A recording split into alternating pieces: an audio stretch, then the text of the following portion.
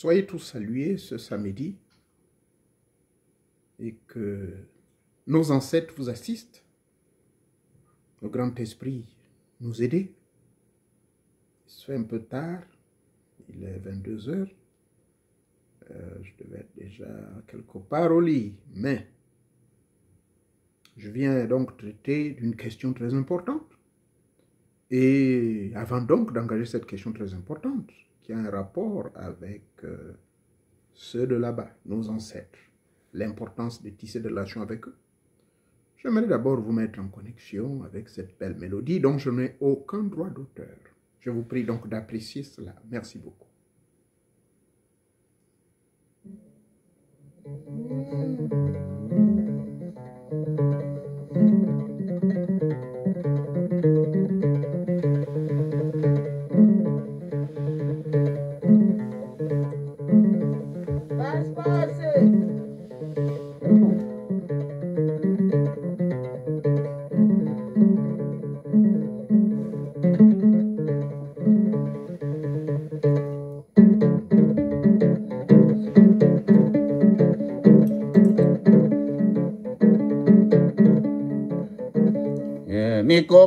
Mi coco, mene amo mi coco.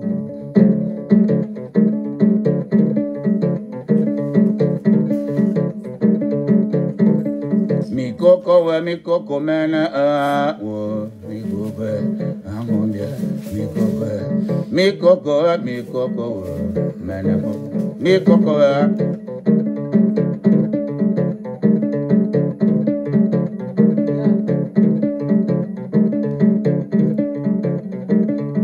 Chandi kumbe shamba no peva mwana panga migoma mwana buto konenge mi koko wa mena wa chani po me van chwe kewa nyumba mane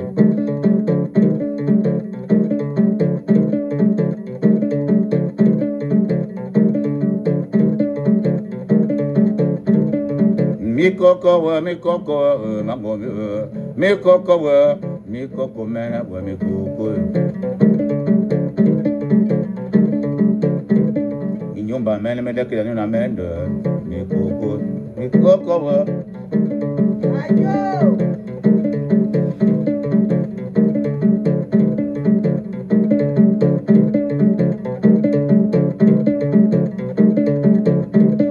mi koko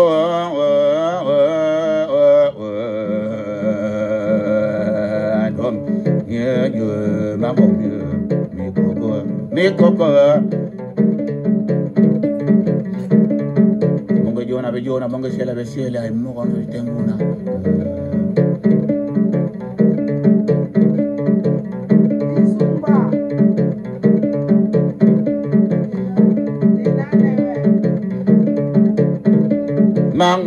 mango mbi bananonga tumbia mitobe ngombi ami koko mena mi koko jo koko nya yo mi koko gambo wa konda mabandi wa potre kura ni gamba ni mamo kula jana mi ho mi koko ngomyo mi koko o ma asiri bisu mate kwete ana uliwa ulisumba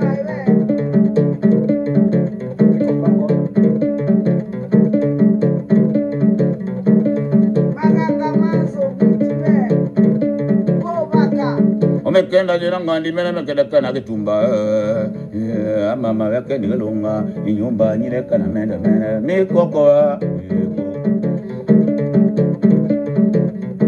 mena mikoko isu basi ni yokwete mama kamazo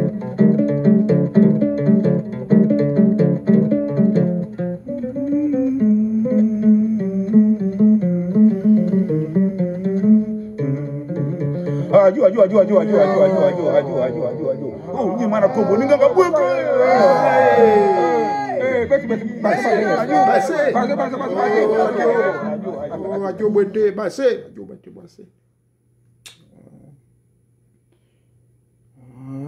Kamba inonsuke. Oh. Abambo Abambo.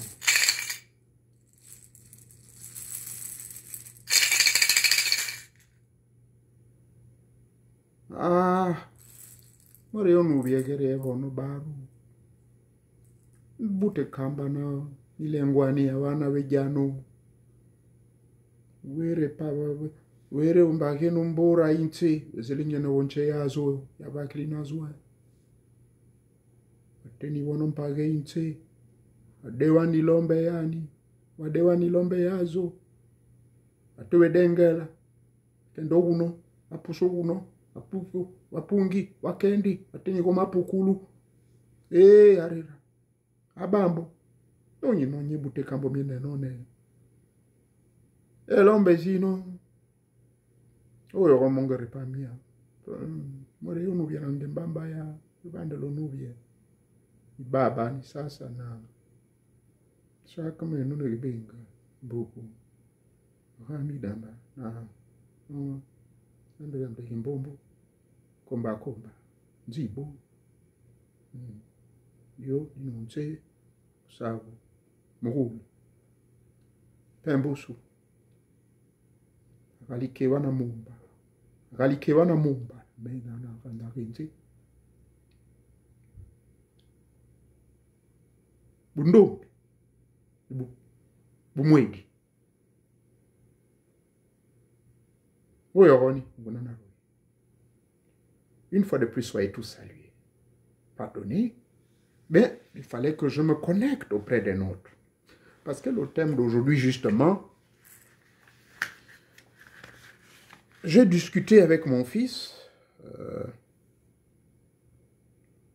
Nous avons eu une conversation ce week-end. Il a décidé de venir chez moi à la maison ce samedi.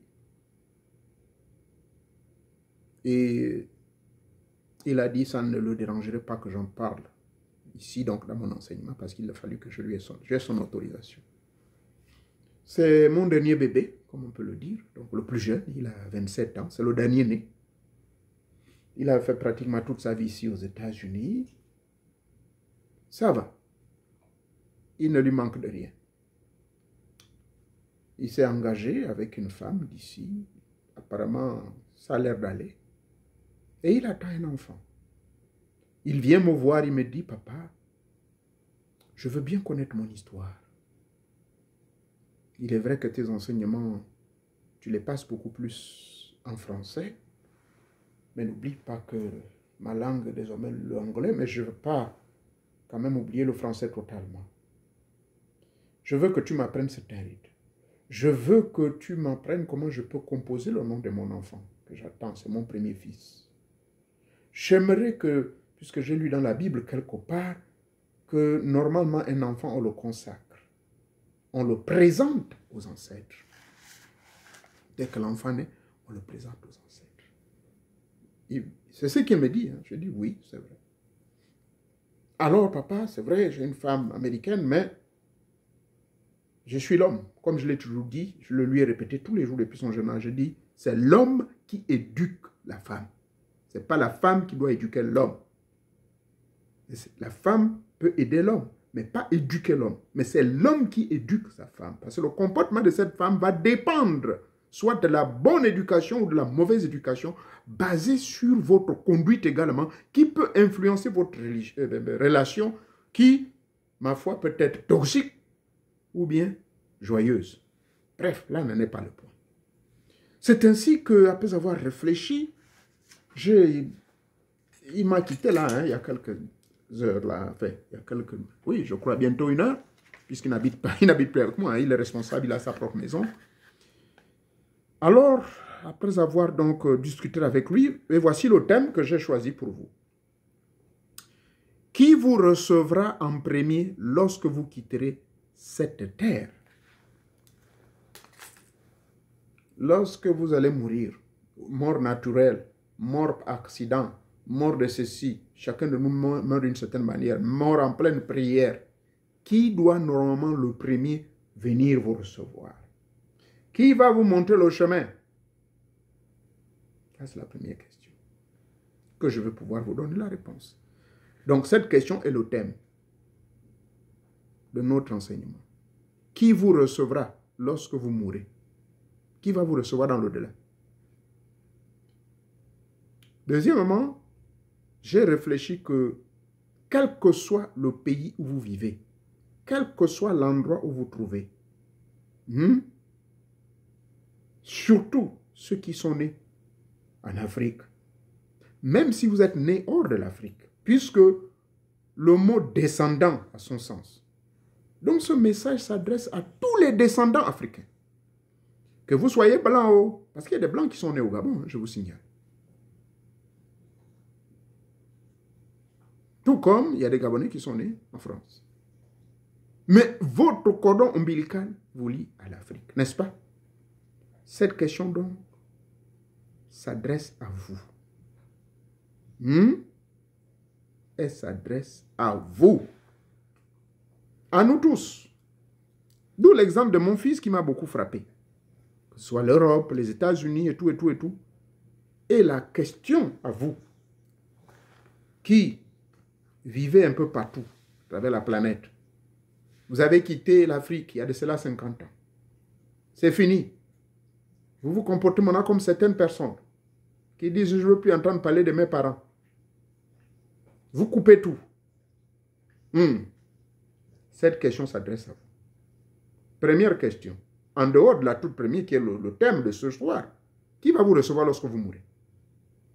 Mais la question qui vous concerne, vous les Afro-descendants, ou encore les Africains, les Gabonais, Congolais et tout, descendants de l'Afrique, est-ce que vous gardez votre histoire intacte? Est-ce que vous gardez votre histoire intacte? Est-ce que vous lisez les chapitres et les versets de votre histoire à travers votre arbre généalogique ancestral? Est-ce que vous tenez compte de cela? Le nom que vous portez, vous l'avez eu où? Vous l'avez eu d'un père et d'une mère qui sont où? Vous n'êtes pas à l'époque de la traite négrière, où nos frères et sœurs étaient amenés ici dans des conditions que je ne peux pas décrire, mais dont l'histoire est là. Des livres sont là. Des mémoires vivantes sont là. Les tombes sont là. En Caroline du Nord, j'ai eu le privilège de visiter le premier cimetière où il y avait en mémoire de ceux qui sont morts sur les côtes. C'était des Ghanéens, des Sierra Leonais, des Sierra Leonais et des Sénégalais. On a vu leur nom. On a retrouvé le bordereau de transport. Est-ce que vous gardez votre histoire à travers votre nom d'origine, à travers votre, comment dirais-je, du moins, ça suffit comme question. Voyez-vous, ça suffit comme question. Et je vais répondre donc à la question principale, selon mes propres expériences. Parce que, comme je vous dis, moi je ne me prépare pas, mais à chaque fois qu'il y a un événement, il y a toujours un lien avec le côté spirituel. Et là, c'est mon propre fils de sang, le tout dernier, qui vient me parler. Et je lui ai promis que je vais faire le résumé de la vidéo en anglais, que cette partie, comme il est spécialiste en informatique, il a fait des hautes études en informatique, il saura ce qu'il va faire. Bien. Quand vous mourrez, qui vous recevra?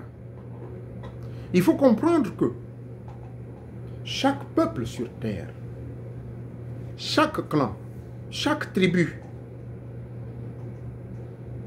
a une histoire. Le peuple juif a une histoire. Bien sûr, qui a été un peu tronquée, trafiquée, tant mieux que cela. Vous prendrez votre Bible. Si vous prenez votre Bible et vous la mettrez dans le livre, je voulais dire, dans le livre de Matthieu, chapitre 1. Parce que moi j'aime parler avec les preuves. J'aime parler avec les preuves. Si vous prenez le livre de Matthieu, chapitre 1, Ah, Tatignambi. Les gens vont se fâcher, on ne prenait pas les Bibles. Mais non. Moi, je prends les Bibles. Pourquoi? Mais parce que tous ceux qui sont victimes de ces choses-là, c'est vous qui vivez ici. Parce qu'une fois que vous arrivez ici, maintenant, nos sites de tradition, c'est diabolique. Vous partez en Europe, c'est maintenant débat Jésus, les histoires de franc-maçonnerie, je ne sais quoi, église mormon, paradis, paradis. Je ne vous ai pas interdit dans vos églises, mais vous tournez le dos à vos rites et traditions. Vous dites c'est diabolique. Allons-y seulement. Matthieu chapitre 1, du verset 1 jusqu'au verset 17. Oui, là, stop it. Pardonnez. Elle est en train de broyer l'os là depuis combien d'heures? C'est pour l'aider à nettoyer les dents. L'arbre généalogique, je dirais, l'arbre, l'histoire ancestrale de Jésus, le Nazaréen. Allons-y. Arbre généalogique de Jésus. Bon, ça là encore, c'est la Bible de Louis II révisée, hein? Voilà, la Sainte Bible. Louis II révisé, traduit d'après ce texte, docteur en théologie, et l'édition a été corrigée et revue en 1887. Donc, dommage.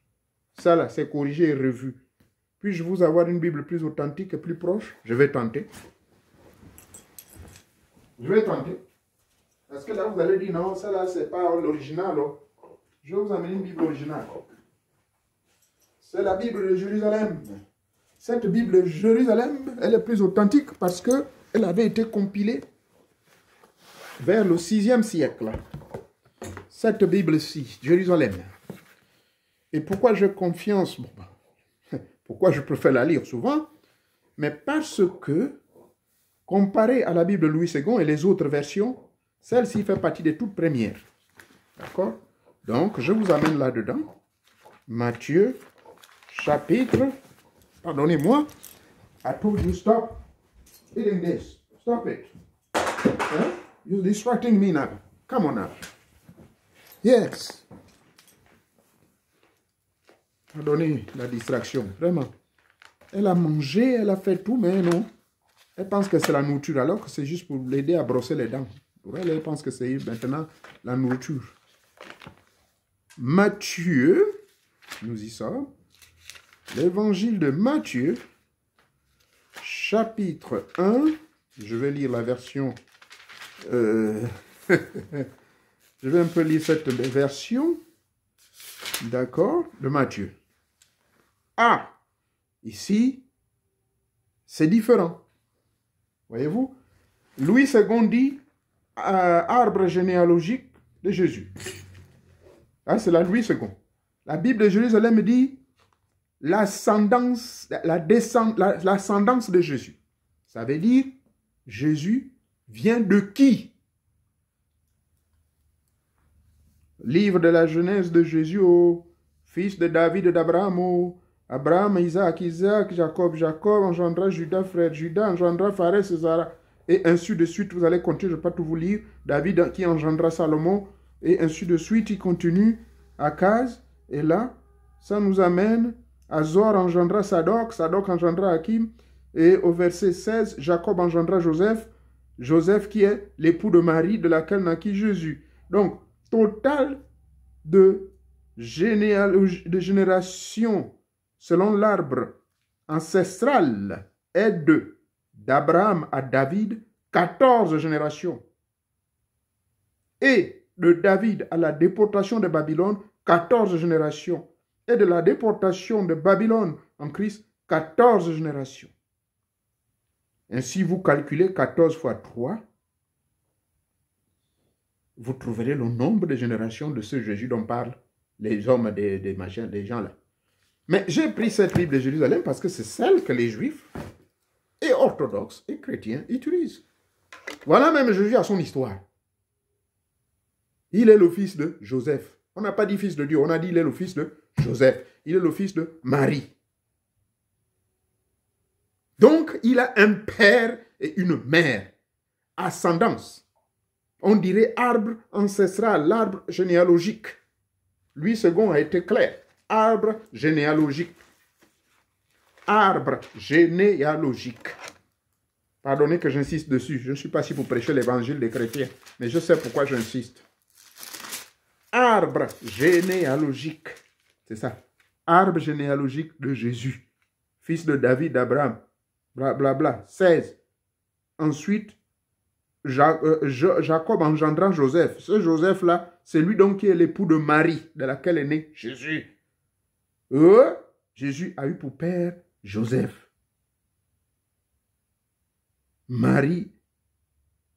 Jésus a eu pour mère Marie, pour père Joseph.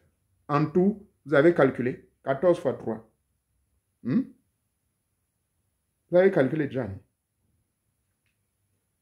Ça fait 42 générations. Si je ne me trompe pas, non, pardonnez. Oui, 42. Génération totale. Donc, pourquoi j'ai pris cet exemple? J'ai pris cet exemple parce que les Juifs connaissent leur histoire. Tout le monde le sait, il était juif. Hein? Selon l'histoire biblique, religieuse, je ne crois pas à cela, s'il vous plaît. Je ne veux pas que mes amis kamites là viennent dire « Oh non, maintenant là, je parle de Jésus. » Non, non, non, non. Je ne suis pas contre la religion chrétienne, je m'a dit que le Jésus dont eux ils parlent là, moi je ne crois pas à celui-là. Mais là, je parle de manière générale, dans la croyance religieuse chrétienne. Parce que beaucoup d'entre vous, quand vous quittez l'Afrique, maintenant vous êtes maintenant branchés dans les églises à gauche, à droite. Mais là, votre Bible que vous lisez, vous dit bien même que Jésus lui-même avait une histoire. Il descendait. C'est-à-dire que Jésus, quand il se met à parler là, il va citer le nom du père, de la mère, du grand-père arrière, jusqu'à 42 générations. Attendez que je vérifie bien les calculs, hein, sauf si je me suis trompé. Parce qu'après, les gens vont venir faire les choses ici, là. Oubliant que moi, ma mémoire aussi. On dit la vieillesse, non? C'est ça. Je ne me suis pas trompé, ça fait 42. Donc, 42 générations. Voilà les générations. Voilà l'histoire de ce Jésus-là que vous croyez. D'accord? Maintenant, quand vous allez embrasser la religion de ces gens-là, vous ne réfléchissez pas un moment que, mais comment? Comment on va me dire que moi, le rite, parce que quand on parle du mot rite, c'est ça qui effraie les gens, mais au moins, connaissez votre arbre généalogique, le nom que vous portez. Le nom que vous portez ne vous lie pas du tout à l'arbre généalogique des Juifs, ne vous lie pas du tout à l'arbre généalogique des Arabes, ne vous lie pas du tout à l'arbre généalogique, je ne sais pas moi, de quelle église. Il vous lie à votre propre histoire, qui est la vôtre. Et c'est très important. Là, je m'adresse aux jeunes, qui à chaque fois les parents leur rappellent certaines choses au village. Oh non, non, non, non, c'est pour cela que l'Afrique n'évolue pas. Ainsi de suite. Ah bon? Mais comment la Chine a fait pour évoluer? La Chine a fait pour évoluer parce qu'elle s'est tournée vers ses rites ancestraux. 95% des Chinois, ils sont branchés dans leur tradition. Même s'ils ont accepté des religions imposées, et je l'ai dit la dernière fois, il y a quelqu'un qui voulait discuter, vérifiez sur Google quel est le pourcentage de chrétiens en Chine. On les compte du bout de doigt. Mais dans la Chine profonde, même jusqu'à l'ancienne capitale Pékin, vous verrez que les gens sont branchés dans leur tradition. Et c'est ce qui a fait de la Chine ce qu'elle soit aujourd'hui. On ne va jamais un enfant chinois dès l'âge de 3 ans à lui imposer à réciter des versets. Non. On l'impose à faire des calculs, des mathématiques, parce que c'est des futurs leaders. Dès qu'ils commencent à dire maman, papa, c'est fini. Décomposer le mot ma, pa, dans les langues anciennes, vous allez voir ce que ça veut dire. Pa, ma. C'est le pouvoir universel qui se déclenche à partir du cerveau. Parce que le cerveau, c'est le premier organe qui doit être immédiatement en connexion directe avec toutes les grandes intelligences célestes, mystico-spirituelles, visibles et invisibles. La même chose lorsque un être humain se désincarne, c'est-à-dire que quand vous mourrez, là, vous pouvez tomber tout de suite. La première des choses que le médecin vérifie, c'est quoi? Vos signes vitaux. Qu'est-ce qui importe pour lui? Même si le cœur s'arrête, savez-vous que la personne peut être toujours en vie? Il y a le coma, non? Mais quand il y a le coma, est-ce que le cœur bat encore? C'est fini, non? On met seulement sous assistance d'oxygène. Mais c'est le cerveau, je vous informe. Voilà pourquoi quand les gens meurent, j'ai fait faire des études cliniques. Pendant que je faisais mes stages cliniques, on nous montrait, on est parti dans la réalité, dans les salles de bloc opératoire. Quand quelqu'un meurt, on examine le cerveau. Tant que le cerveau est vivant, il y a de fortes chances de le ramener à la vie. Mais quand le cerveau meurt, d'ailleurs, quand vous enterrez quelqu'un qui est cliniquement déclaré mort, la première partie qu'on examine, La première partie qui se détériore, la dernière partie qui se détériore totalement en dehors des os, c'est le cerveau. D'accord? Dès que le cerveau est déjà, pardonnez-moi, dès que le cerveau est déjà mort, complètement calboigné, c'est fini. Là, la personne est partie. Il en est de même lors de la naissance. Dès que l'enfant, dès l'âge de 3-5 ans, le cerveau de l'enfant retrouve ses origines. Lisez, informez-vous. Le Dalai Lama actuel, c'est à l'âge de 5 ans qu'il est allé faire les témoignages. Partout où il est passé, que moi j'étais là. Voilà l'histoire. Tous les vieux là, en plus c'était vrai, tout est vrai, authentique. Donc il s'est réincarné, revenu dans ce milieu. Donc, il est très important, s'il vous plaît, de connaître votre histoire. Comment osez-vous, pour répondre à la deuxième question là, que quel que soit l'endroit où vous vivez aux États-Unis, vous vivez en Europe, mais les parents vous parlent là-bas en Afrique. Ah, il faut penser quand même à honorer ta grand-mère, ton grand-père. Laisse-moi ça, c'est pour ça que l'Afrique n'évolue pas. Mais je viens de vous répondre. La Chine a évolué parce qu'elle s'est retournée vers... Elle a toujours gardé intacte leur tradition. La Russie, allez-y me vérifier là-bas s'il y a des assemblées dédiées pour n'importe comment. Le Rwanda à côté. Il y a 3 ou 4 ans, M. Kagame a fermé plus de 2000 églises. Et on l'a traité de diable. Il a dit non, moi je ne suis pas contre vous. Si vous voulez venir faire les histoires des pasteurs ici là, allez-y, ramenez-moi des diplômes dans les universités accréditées. On l'a dit, oh, il est contre les gens. Donc, résumé sur cette belle question. Bonne question. S'il vous plaît, vous portez un nom. Ne faites pas disparaître ce nom. Il faut le garder intact. Et maintenant, à la question qui a été posée, lorsque vous allez quitter ce monde, rassurez-vous, ce n'est pas Jésus que vous allez voir le premier. Même si vous aurez cet égrégore de Jésus parce que vous étiez trop fervent chrétien. Mais ça, c'est d'abord vos parents. Voilà l'histoire de Jésus, non? Dans Matthieu chapitre 1, le verset 1 jusqu'à 17, vous les chrétiens. Chez les musulmans, je crois que c'est la sourate de Yassine. La sourate de Yassine. La première sourate, le premier ayat de la sourate de Yassine. Donc, le premier chapitre, verset de la sourate de Yassine dans le Coran. Vous allez bien lire ça. On vous parle de la même chose. Donc, que c'est une authentification, c'est une réalité que lorsque vous quittez ce monde, les gens qui vont vous recevoir les premiers, ce sont les vôtres. Ce sont eux qui doivent vous réconforter. Parce que vous avez un père et une mère. Et votre père et votre mère ont eu des parents. Et ainsi de suite, ainsi de suite. Ce sont eux qui vont vous recevoir là-bas et mieux vous guider. D'accord? Cela est clair, honnête. Il n'existe pas un enfer. Ils n'ont pas été brûlés. Mais c'est vrai, là c'est un autre chapitre. Ceux-là par contre qui étaient des plus gros criminels, qui ont versé le sang des milliers de personnes innocentes, ceux-là, ils ne vont pas vous recevoir parce qu'ils ne sont pas considérés comme des ancêtres.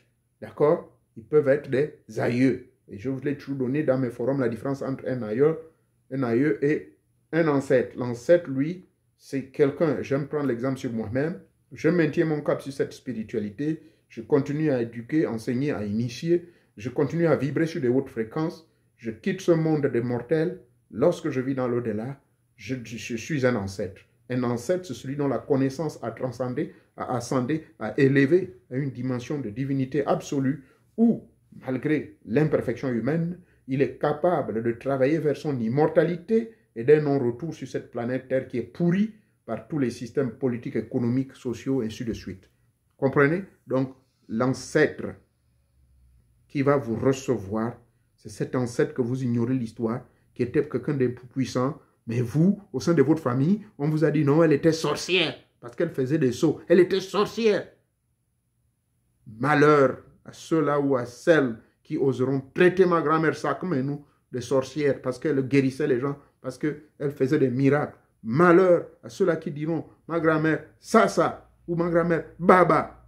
La femme qui parfois mettait la natte sur les os, parfois elle disparaissait, on la cherchait, elle devenait invisible parce quelle capacité, je ne sais pas. C'est elle qui m'a sauvé lorsque le ventre de maman, à 4 ans, j'ai menacé de sortir sans n'importe comment. C'est elle qui m'a renvoyé et qui a dit à ma mère, cet enfant, il va revenir.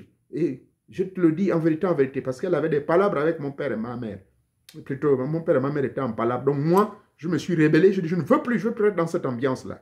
Mais c'est la grand-mère avec qui je suis en connexion directe jusqu'à ce jour, c'est elle qui me dira, oui, mon mari, d'accord, il faut venir, calme ta colère, je vais parler. Et c'est depuis ce jour donc, de ce jour-là, que finalement maman a fini ses jours avec sa belle-mère, donc ma grand-mère, et la grand-mère a demandé à papa d'aller loin de ma mère, parce qu'il fallait respecter mes consignes que j'avais données. Pour dire tout simplement quoi?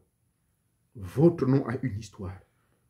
Et lorsque vous quitterez cette terre, rassurez-vous que cette histoire, vous la retrouverez. Vous n'allez pas fuir votre histoire. Chaque peuple sur terre a une histoire. Le peuple juif a une histoire. Le peuple arabe a une histoire. Les Irlandais, ils ont leur histoire. Les Gaulois, ils ont leur histoire. Quel peuple sur terre qui n'a pas une histoire? Que vous allez vous accaparer de ces histoires qui ne vous regardent pas.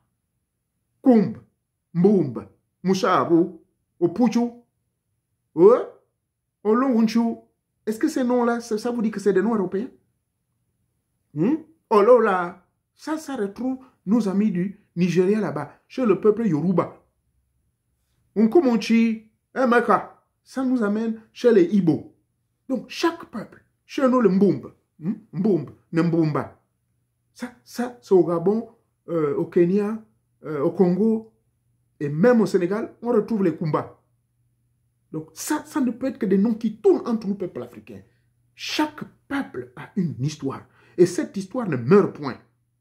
L'histoire de la grande université de Tombouctou. Lisez les documents. Savez-vous pourquoi les Français voulaient s'accaparer de cette zone de Tombouctou?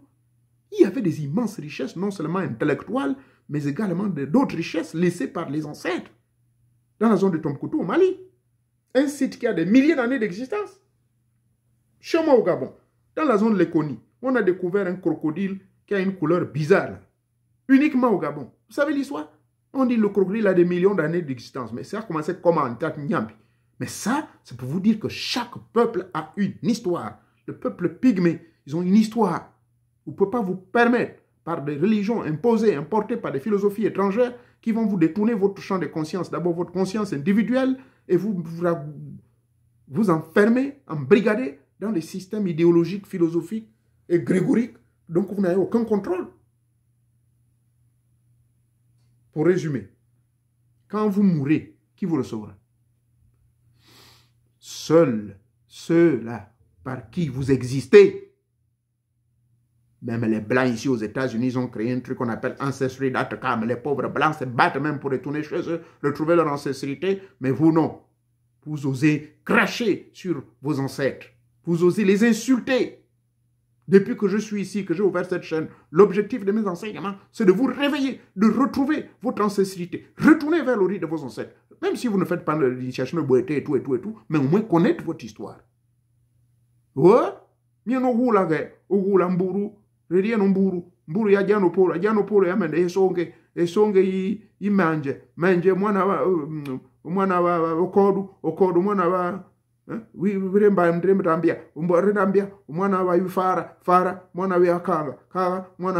donc c'est ça. Et toute cette liaison-là vous connecte sur votre cordon ombilical. C'est aussi simple. Et ce cordon ombilical, je le répète, ne doit jamais mourir, ne mourra jamais. Quand vous avez lu l'histoire de Moïse, je vous l'ai dit, Jésus, dans Matthieu chapitre 1, vous avez vu une coupure? Ouais. Mais c'est même là où on découvre finalement. Oh, mais donc la combinaison, c'est comment? Les Juifs, dans les deux Bibles, les mêmes Bibles que les chrétiens lisent. C'est ça? Sauf la Bible de Jérusalem, ils ont peur de lire ça parce que ça dit, c'est là-dedans on trouve l'œcuménisme. L'œcuménisme, c'est là-dedans. L'œcuménisme qui veut dire accepter, hein? Même c'est là que les livres qui ont été rejetés, c'est là-dedans. Les écrits de la Shulamite, c'est dedans. Les écrits de la femme là, comme Salomon déclarait l'amour en dehors d'Ecclésiaste, c'est ici. Hein? Et quel prophète? Les prophètes qu'on n'a pas voulu reconnaître. Les évangiles non synoptiques, ça a été retenu, c'est ici. Et les évangiles, c'est quoi ils appellent les évangiles synoptiques, pardonnez-moi, c'est-à-dire canonisés, c'est ici. Non canonisés, c'est ici. Quel évangile là encore? Quel livre? Moi je vais vous lire là. On ne retrouve pas dans vos Bibles là. Dans la Bible de Louis II là, on ne trouve pas ça. Il y en a plein là. Vous voulez que je vous amène? Voilà. Livre de Maccabée. Le livre de Maccabée, c'est ici.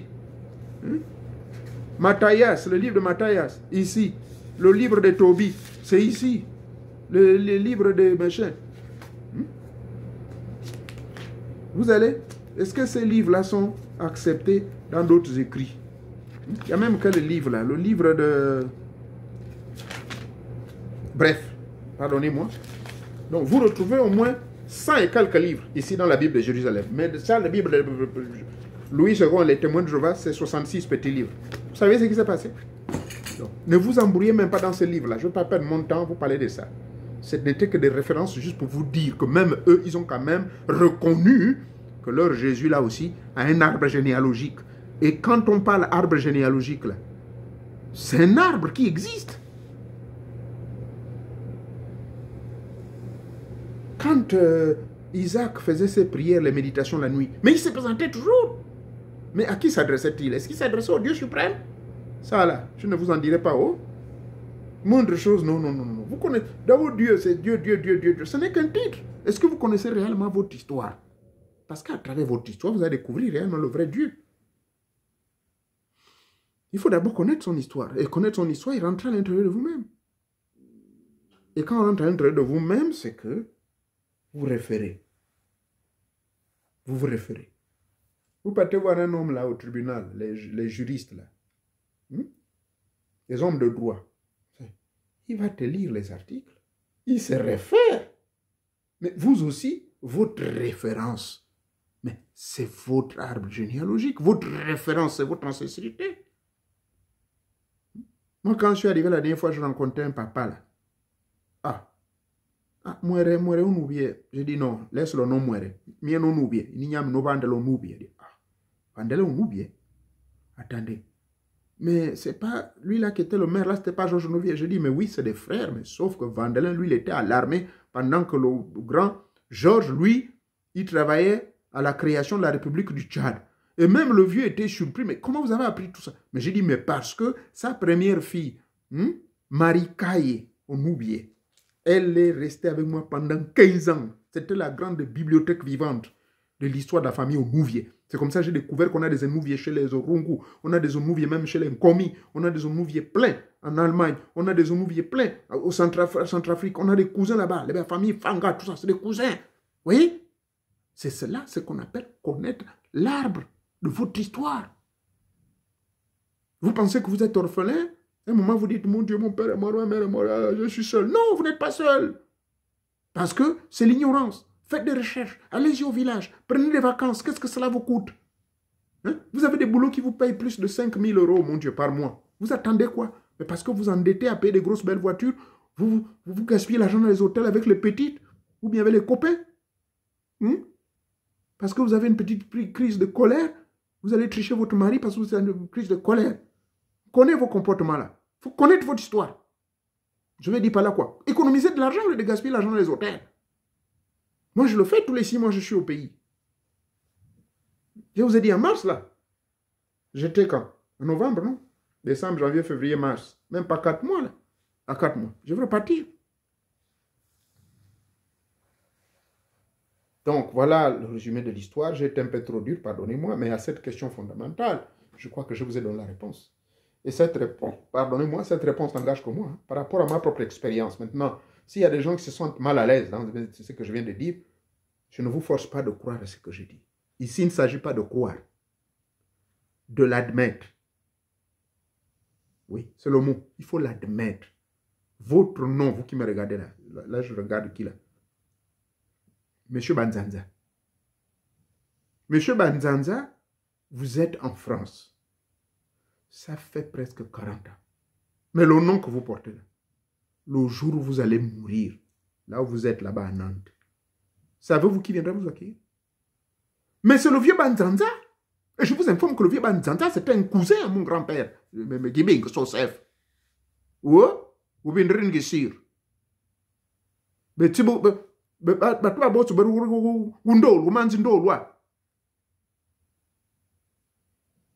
voilà comment on connaît son histoire. Et c'est ainsi qu'à un moment donné, on disait même que mais finalement tous les Gallois sont parentés. Mais finalement tous les Guissirs sont parentés. Mais parce qu'on avait une histoire identique au commencement. Vous négligez la tradition. La mère vous dit ceci ou le père vous dit ceci. Oh non, moi.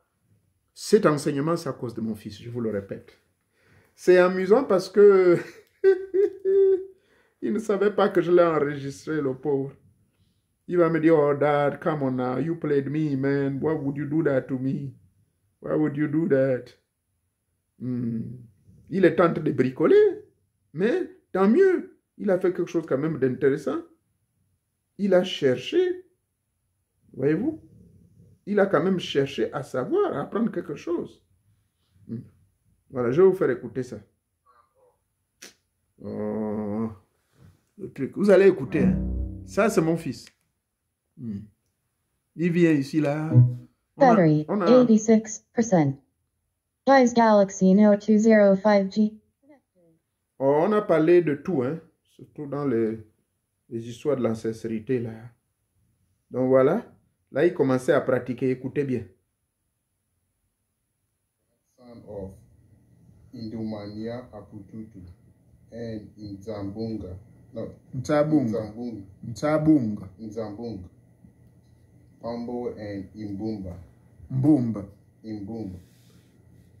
Great son of Vandela Onduvier. Sanjia Sasa. Bangambamba. Baba. Baba. Baba. Banga Baba.